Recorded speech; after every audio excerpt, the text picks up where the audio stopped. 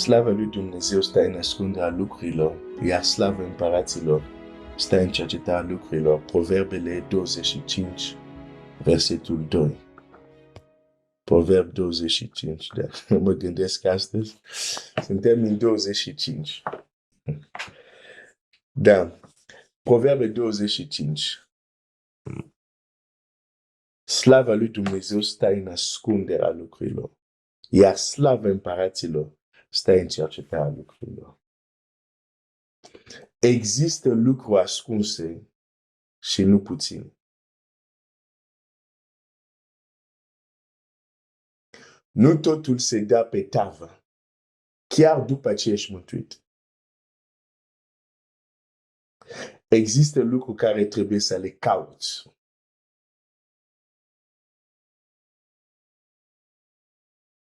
Zic din nou. Există lucruri care trebuie să le cauți. Sunt lucruri care nu o să vină niciodată așa pe tavă. Sunt ascunse ca să fie găsite. Cine caută, găsește. Deci, numai acest text ne arată un lucru. Dumnezeu are secrete. Biblia spune, lucrurile descoperite sunt ale noastre, lucrurile ascunse sunt ale lui Dumnezeu. Dumnezeu are secrete. Când Domnul Iisus era pe pământ, era lucru care nu vrea să fie neapărat cunoscut de public. Ai citit asta? Și probabil te-ai întrebat, dar de ce? Suntem în cartea Esterei, suntem în capitolul 3. Acum e doar, încep doar să zic proteină, să zic. Deci, chiar și Domnul Iisus sunt lucruri la un moment dat care o să spună, de exemplu, la unii oameni care i-a vindecat, le spune să nu spuneți, să nu spui nimeni acest lucru. Uneori ajunge într-un loc și vrea să rămână ascuns. Biblia zice, a vrut să rămână ascuns. Dar o femeie care avea o fiică tulburată de un demon l-a găsit. Dar inițial, intenția lui era să nu fie văzut. Uneori o să vorbească cu ucenicii să zică asta țineți pentru voi. Când se coboară de la muntele schimbării la față, spune la acest trei, asta nu spuneți, să nu spuneți nimănui, chiar și ceilalți ucenici, decât după ce Fiul omului va învia.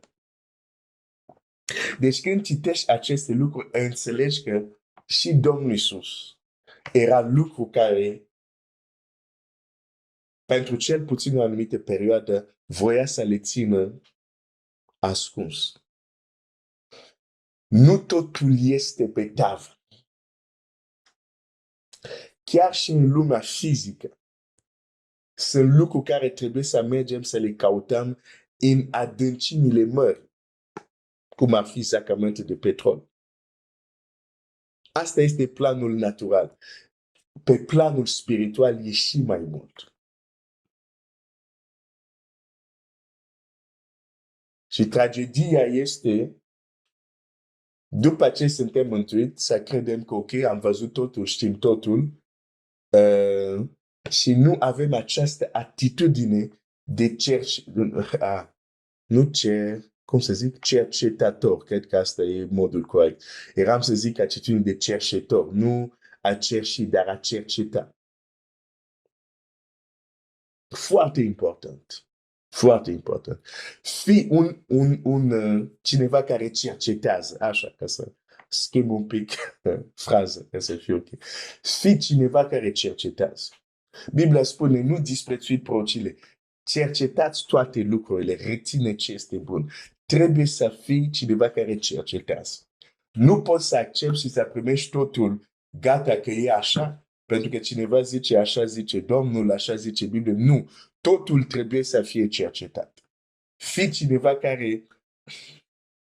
Hai să citesc un text și apoi să ne ducem în Estera, dar mai întâi vreau să citesc un text.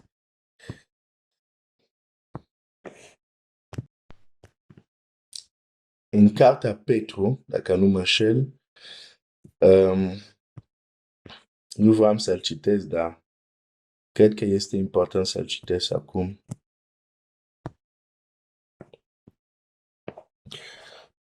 Că ne spun că nu totul vine pe tavă.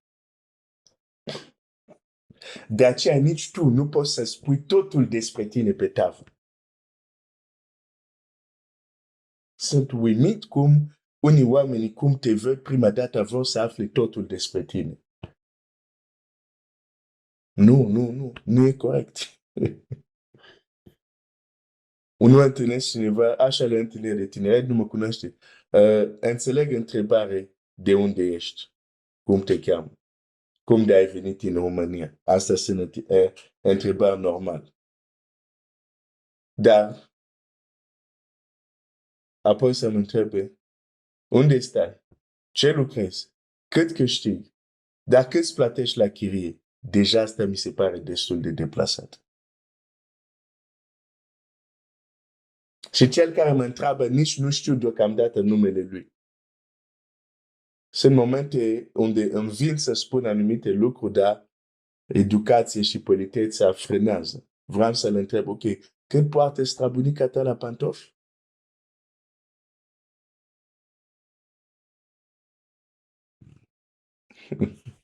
Există un rege în Scriptură, o să citesc imediat textul. Vine un alt rege și intră și îi arată totul. Aș citi și textul respectiv, dar dacă citești toate textele, o să ai un bonus lung. Dar știți și Scriptura. Îi arată totul și Dumnezeu trimite proroc la el, zice, ce i-a arătat la cel care vine? Zice pe tot, și din casa lui Dumnezeu, tot, i-am arătat tot. Și Dumnezeu îi zice prin proroc, ok, o să vină la anul și o să arată tot ce i-a arătat. Asta, aș vrea să-ți dau aici ceva înțelept. Nu da pe tavă viața ta. Deși asta este stilul astăzi, oamenii să se afișeze pe rețelele sociale. Aici am fost în vacanță, aici. E o alegere personală. Nu zic că este păcat neapărat. Bine, dacă pozezi și în anumite poze ciudate, poate să fie păcat. Dar nu zic că e păcat neapărat pentru cei care se afișează pe rețele sociale. Dar un lucru e sigur, nu este neapărat cel mai înțelept.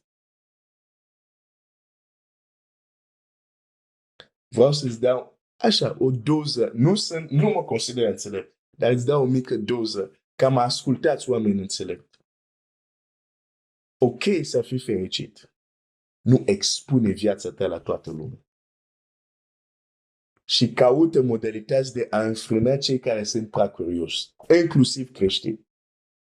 Trebuie să existe limite. Chiar și Domnul Iisus a dat acces la persoana lui în grade, în nivel. Cineva să nu te minte să zică dragoste înseamnă că dai acces la toată lumea la fel. Nu este adevărat. Nu e în Scriptură așa ceva. Schimbare la fața Domnului Iisus a dat acces doar la 3. Înseamnă că nu iubea pe ceilalți? Nu. Înseamnă doar că El este înțelept. Așa se fac lucrurile. Unii din dorința de Domnul ne-a îndemnat la dragoste. Ok, toată lumea trebuie să aibă acces la mine la fel, nu? Nu, există anumite, cum să zic, ai diverse cercuri. Până cineva nu este în anumit cer din viața ta, n-are drept, n-are acces la anumite lucruri din viața ta. Deși unii vor chiar să dau uneori cu buznă să afle totul. Apoi pentru ce? Te gândești că se va ruga pentru tine? Nu! Devii un subiect de băfă. Un pic de înțelepciune. Imite-l pe Domnul Iisus. Uneori ajunge într-un loc, dar nu vrea neapărat să se știe că e acolo. Uneori face un lucru, dar nu vrea neapărat să se știe că a făcut lucrul respectiv. Hai să mă întorc la textul acesta. Deja nu știu dacă mai ajung la Estera 3, dar o să vezi tot ce spune are legătură cu ceva din Estera. Ok. 1 Petru, 1 Petru 1, versetul 10. Prorocii care au prorocit, deci despre cine vorbește acest verset? Proroci. Deci oamenii care au avut contact cu cerul. Ei nu se uitau la știrile de la ora 8. Aveau revelație de știrile ceresc. Oameni spirituali, oameni care vorbeau cu Dumnezeu sau cu care Dumnezeu se descopera. Textul acesta vorbesc de proroci.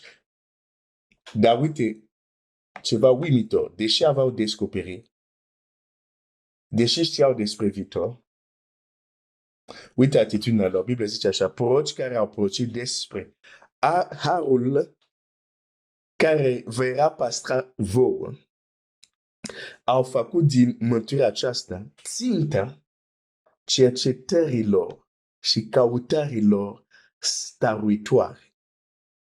Wow! Păi stai puțin. Eu cred că ei sunt proroci, aveau descoperire și despre mântuirea noastră și despre viitor. Unii au prorocit și zilele din urmă și tot ce se va întâmpla cu detaliile uimitoare. Și totuși, acest lucru nu e împiedicat să fie niște cercetători. Au făcut o țintă cercetărilor și căutării lor stăruitoare. Și știi de ce cercetau și căutau? Deși aveau descoperiri de la Dumnezeu, pentru că ei au înțeles că deși aveau descoperiri de la Dumnezeu, existau lucrurile încă care Dumnezeu nu le descoperea. Știau. Ei știau foarte bine. Slava lui Dumnezeu stă în ascunderea lucrurilor. Iar slava împăraților stă în cercetarea lucrurilor. Ei știau lucrul ăsta foarte bine. Deci, deși aveau descoperiri dumnezeiești, vedem lucruri extraordinare, nu e împiedicat să caute mai departe. Să aibă ținta în cercetările lor. Slăbiciunea noastră, nu suntem de multe ori ca ei. Să cercetăm, să căutăm.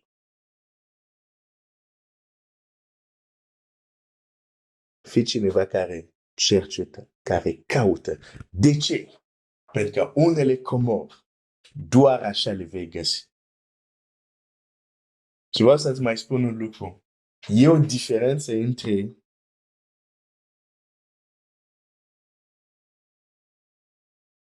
ceva care cineva ți-l dă doar, pur și simplu. Cineva. Și un lucru care, în urma cercetărilor, îl găsești. Al doilea, te va aduce o satisfacție, o bucurie și chiar influența viața ta altfel decât ce ți se dă doar pe tavă. Deci fii cineva care cercetează, care caută. Pentru că multe lucruri sunt ascunse. Zic din nou, multe lucruri sunt ascunse. Deci trebuie să căutăm. Trebuie să căutăm. Acum, hai să ne ducem în Estera. Totuși ajungem, dar nu să stau mult și mâine o să continuăm. Estera 3. Estera 3. Dacă pot să deschid în romană, nu în franceză, Estera 3. Ok.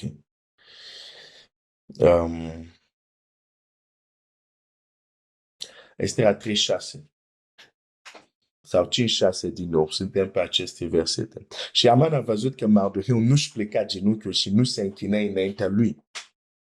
S-a umplut de mânie, dar a crezut că e prea puțin pentru el să pună mână nu mai pe Mardoheu, căci îi se spusese din ce popor era Mardoheu și a voit să nimicească pe poporul lui Mardoheu pe toți iudeii care se aflau în toată împărăția lui Ahasveros. Ok.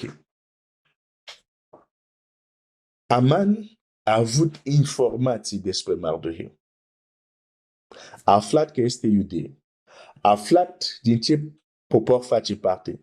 A aflat că acest popor are anumite obișnuințe sau mod de a trăi diferit de ceilalți.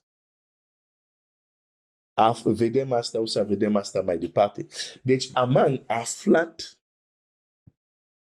s-a informat foarte bine legat de poporul care vrea să-l distrugă.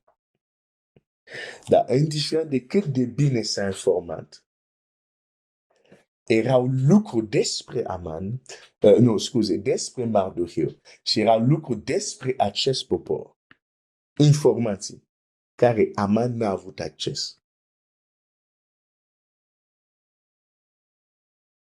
Deși a crezut că știe despre popor, știe despre Mardoheu, dar erau informații la care el nu a avut acces. Și azi, despre asta vreau să-ți vorbesc, dar voi continua mâine, că vreau să mă opresc acum. Dușmanul tău are informații despre tine. Dușmanii noștri au informații despre noi. Dar nu au totul.